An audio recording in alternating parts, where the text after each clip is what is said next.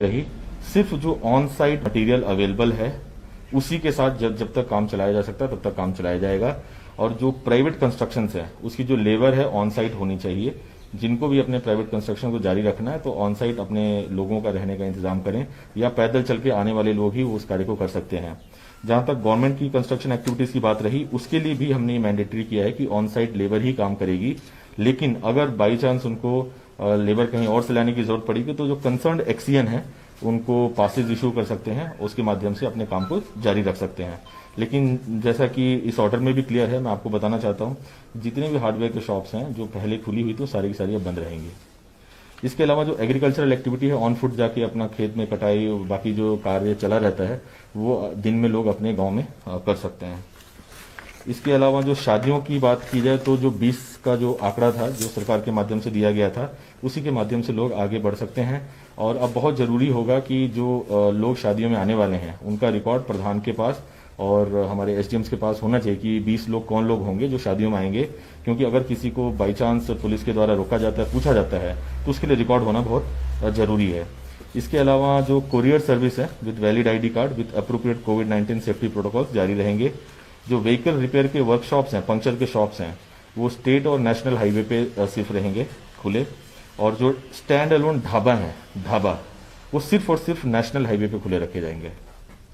इसके अलावा जो भी सप्लाई चेन रिलेटेड ट्रांसपोर्टेशन है ऑफ एसेंशियल कमोडिटीज वो जारी रहेगी। लोडिंग अनलोडिंग जो भी गुड्स कैरियर का जो मूवमेंट है वो जारी रहेगा। और कोई भी गुड्स कैरियर में सिर्फ 2 ही लोग हो सकते हैं, एक ड्राइवर और एक हेल्पर, 1+1 से, जैसे कि पिछले बार के लॉकडाउन में हम लोगों ने किया था उसी प्रकार से चलता रहेगा। इसके अलावा जो भी इस ऑर्डर में है, इसके अलावा जो भी एक्टिविटीज जो आप सोच सकते हैं वो सारी की सारी पूर्णतः अभी अगले 7 दिनों के लिए बंद रहेंगी, 10 से 17 तक। आप लोगों को कोई सवाल है तो बताएं। बंद रहेंगे।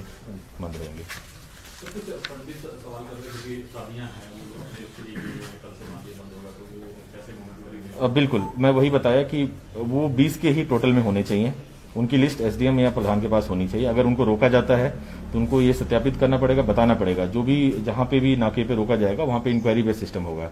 अगर वो बता देते हैं, सेटिस्फाई कर देते हैं तो उनको जाने दिया। जो लोग सुबह मॉर्निंग वॉक पे जाते हैं उनके लिए बिल्कुल सुबह अब हमने ये बता दिया कि जो मूवमेंट है वो 8 से 11 बजे के बीच में ही होने चाहिए। तो अभी के लिए फिलहाल इन सब चीजों पे रोक रहेगी। जो ढाबे आपने बंद करने के लिए नेशनल हाईवे जो साइड में होंगे ढाबे जिनके द्वारा खाना पैक करके जो है वो दिए जाते हैं, बहुत क्लियर है कि जो नेशनल हाईवेज पे ढाबा होंगे, क्योंकि जो एसेंशियल कमोडिटी की मूवमेंट होती है उनके लिए बहुत सारी जगहों पे लोग रुकते हैं, जो ड्राइवर्स हैं रुकते हैं, खाते हैं, फिर आगे जाते हैं। हम नहीं चाहते हैं कि इस तरह की जो एसेंशियल कमोडिटी की मूवमेंट है बाधित हो। सिर्फ और सिर्फ नेशनल हाईवे पे जो बना के खिला सकते हैं वही खुले रहेंगे। ढाबे जो उनके द्वारा ना डॉक्टरों को खाना पैक करके दिया जाता है? नहीं, तो फिर इस तरह के ढाबे नहीं है। जो पूरा पूर्णतः वहीं फंक्शनल होंगे वही कर सकते हैं। सर, ऑनलाइन क्लासेस जारी हैं तो मोबाइल शॉप में बड़ा कंफ्यूजन है, अगर मोबाइल खराब हो जाए तो किस तरीके से? नहीं, इसके लिए हो सकता है कि आने वाले समय में जो कुछ और इंस्ट्रक्शन हम स्कूल को भी देने वाले हैं कि जो क्लासेस का ड्यूरेशन है उसको भी रिड्यूस किया जाए।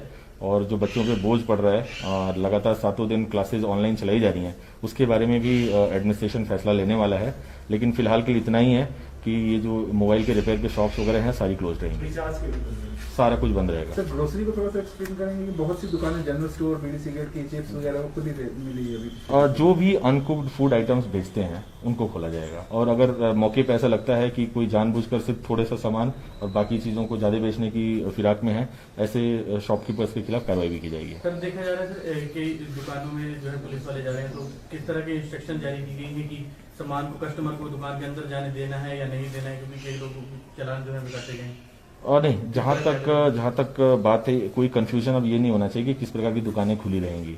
ये बहुत क्लियर हो गया, मैंने एम्पली क्लियर कर दिया। अगर आपको और भी कोई डाउट्स हो लोगों की तरफ से तो पूछ सकते हैं, मैं बता दूंगा कि किस प्रकार की दुकान। इसके अलावा कोई भी दुकान खुली रहेगी तो उसको हम तुरंत बंद करवाएंगे। दुकान के अंदर कस्टमर जा सकता है या नहीं जा सकता है? देखिए, हमने पहले ही बोला था, पिछले 1 साल से बहुत सारे जो हमारे शॉपकीपर्स हैं उन्होंने बहुत अच्छा सिस्टम निकाला हुआ है। उन्होंने दुकान के बाहर थ्रेड्स वगैरह लगाए हुए हैं। अंदर जाने की अनुमति नहीं ही देनी चाहिए, क्योंकि अभी जैसे कि प्रमाण आ रहे हैं कि वायरस हवा में भी है और इससे जो शॉपकीपर है उसको भी खतरा हो सकता है। तो एक प्रॉपर प्रोटोकॉल जो है शॉपकीपर्स को भी फॉलो करना चाहिए और बिना मास्क के कोई भी कस्टमर को एंटरटेन नहीं करना चाहिए। और हो सके तो जैसा पहले हमने किया था कि बाहर भी जो लोग खड़े हैं उनको बोला जाए कि गोले लगाए जाएं और वो लाइन्स में ही खड़े हों, ताकि आपस में स्प्रेड होने के चांसेस कम हो। बहुत से स्टोर्स ने अब ऑनलाइन परचेजिंग की फैसिलिटी शुरू कर दी है, क्या आपको लगता है कि ऑनलाइन की सप्लाई जो है वो चलती रहेगी? जो कोरियर सर्विस जो चलेगी उसके अलावा और कुछ नहीं चलेगा।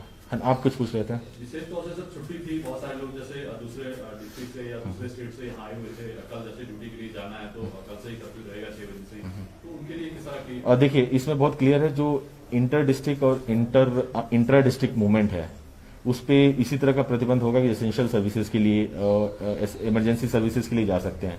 जो लोग एसेंशियल सर्विसेज में इन्वॉल्व हैं उनके लिए भी हमने अभी एक जो ऑर्डर है, कंप्लीट ऑर्डर अभी रिलीज कर दिया जाएगा। जो उन डिपार्टमेंट्स में काम करते हैं जिनकी सर्विसेज वांछित हैं वो जा सकते हैं और वैलिड आईडी कार्ड के प्रोडक्शन में जा सकते हैं। किसी प्रकार के आईडी कार्ड्स वगैरह की जरूरत नहीं है। सिर्फ जो इंटर स्टेट मूवमेंट है उसके लिए ई पास का सिस्टम पहले से जारी किया गया है। पहले वो ऑटो अप्रूवल पे था, अब हमारे एसडीएम्स के माध्यम से उसको अप्रूव किया जा रहा है और उसी के माध्यम से आना जाना लोगों का जारी रहेगा। ट्रांसपोर्ट बंद कर दिया गया है। जो प्राइवेट ट्रांसपोर्ट है only in case of medical emergency, vaccination या टेस्टिंग के लिए विद 50% कैपेसिटी टैक्सीज को भी इस्तेमाल कर सकते हैं और प्राइवेट व्हीकल को भी इस्तेमाल कर सकते हैं। टैक्सी वाले को पास वगैरह नहीं बनाना पड़ेगा बाहर नहीं, जाने के लिए? बस जो उसमें कस्टमर जा रहा होगा उसको इंश्योर करना होगा कि वो वैलिड पर्पज के लिए जा रहा है। सर मेडिकल लैब्स के बारे में कोई गाइडलाइन है क्या, किस तरीके से वर्क करेगी? तो लैब्स वगैरह तो जारी रहेंगे। जो भी इसमें बहुत क्लियर है, जो हेल्थ के इंफ्रास्ट्रक्चर है, हेल्थ का इंफ्रास्ट्रक्चर 24/7 फंक्शनल रहेगा। खास करके जैसे पिछले ऑर्डर में हमने बोला था कि हमारे जो मेडिकल शॉप्स हैं 24/7 चलेंगी। लैब्स जब तक चलाना चाहते हो चला सकते हैं। उनको अपना एक वैलिड आईडी कार्ड लेकर आना जाना होगा। किसी प्रकार का पास सिस्टम हम नहीं रख रहे हैं। आपको अगर आपके पास आईडी कार्ड भी नहीं है तो भी इंक्वायरी बेस्ड सिस्टम होगा, जहां पे भी नाके पे रोका जाएगा। अगर आप बता सकते हैं कि आप किस पर्पस के लिए जा रहे हैं, आप कौन हैं और कहाँ जा रहे हैं, तो उसको आने जाने दिया जाएगा। ऐसी कोई दिक्कत नहीं आने वाली है। सुपरवाइजर नहीं है सर, जिनके पास प्रॉपर आई कार्ड नहीं होता है, तो जब भी ऐसा कभी स्थिति आती है, अगर कोई भी आपको रोकता है तो किसी न किसी से आप बातचीत करवाएं ताकि ये पता चल जाए कि वैलिड पर्पज से जा रहे हैं। देखिए, अगर हम पास वाले सिस्टम में जाएंगे, इंट्रा डिस्ट्रिक्ट और इंटर डिस्ट्रिक्ट मूवमेंट के लिए पास का सिस्टम करेंगे, बहुत क्यास होगा, बहुत परेशानी होगी लोगों को।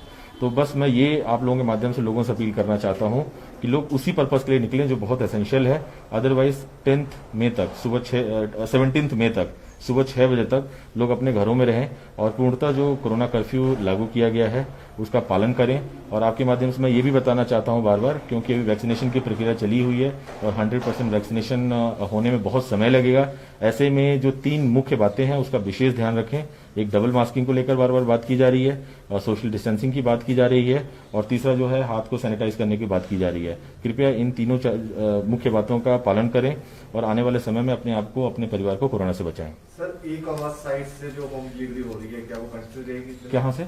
E-commerce site Amazon, Flipkart. हाँ, मैंने बोला जो कुरियर सर्विसेज तो चलती रहेंगी, क्योंकि कुरियर सर्विस के माध्यम में आजकल मेडिसिन से लेकर बहुत सारी चीजें सप्लाई होती हैं। जो आइडेंटिफाइड कुरियर सर्विसेज हैं, जो नोन कुरियर सर्विसेज हैं, एस्टैब्लिश्ड कुरियर सर्विसेज वो चलती रहेंगी। अगले समय में कुछ जगह प्लान है, जैसे टांडा में हमने बोला था एक कैंसर वार्ड है, उसको हम क्लोज करके 25 बेड और एक्स्ट्रा हम करने की कोशिश कर रहे हैं। आज नूरपुर सिविल हॉस्पिटल का निरीक्षण किया गया, हो सकता है वहां भी 50 बेडेड हॉस्पिटल की हम तैयारी करें। पपरोला में 50 तक की कैपेसिटी हमने अचीव कर ली थी, कल शाम तक हो सकता है 50 की कैपेसिटी और ऐड हो जाए। तो धीरे धीरे हमारा प्रयास है कि जो प्राइवेट हॉस्पिटल्स हैं, जो गवर्नमेंट के हॉस्पिटल्स हैं, उसमें जो कोविड के बेड्स हैं, जो ऑक्सीजन वाले बेड्स हैं, उनकी संख्या को धीरे धीरे हम बढ़ाने की कोशिश कर रहे हैं, ताकि जिस प्रकार से नंबर्स बढ़ते जा रहे हैं उनको किस प्रकार से अकोमोडेट किया जाए। बाकी जहां तक बात रही ऑक्सीजन सप्लाई की, तो 2 बॉटलिंग प्लांट्स फुल्ली फंक्शनल हैं। एक आरके जो हमारा इंदौरा में है और एक नगरी में रवि एंटरप्राइजेज है, जहां से बॉटलिंग सुचारू रूप से हमारी पूरे जिले की, इनफैक्ट चंबा जिले तक की सुचारू रूप से चली हुई है। तो अभी इस वक्त फिलहाल ऑक्सीजन की और बेड्स की कोई कमी नहीं है। हाँ, ये जरूर मैं बताना चाहता हूँ आपके माध्यम से, आईसीयू बेड्स हमारे पास लिमिटेड हैं, उन्हीं के हिसाब से हम काम कर रहे हैं, जो कि क्षमता इस वक्त ऑगमेंट करना पॉसिबल नहीं है। इसीलिए मैं बार बार आप लोगों के माध्यम से लोगों से यही अपील कर रहा हूँ कि लोग सुरक्षित रहें। बस उतनी ही लोगों को जरूरत पड़े बेड्स की जितनी हमारे पास बेड्स देने की आवश्यकता है। इसीलिए इस प्रकार के जो इंतजाम हैं, जो कोरोना कर्फ्यू का इंतजाम है, किए जा रहे हैं।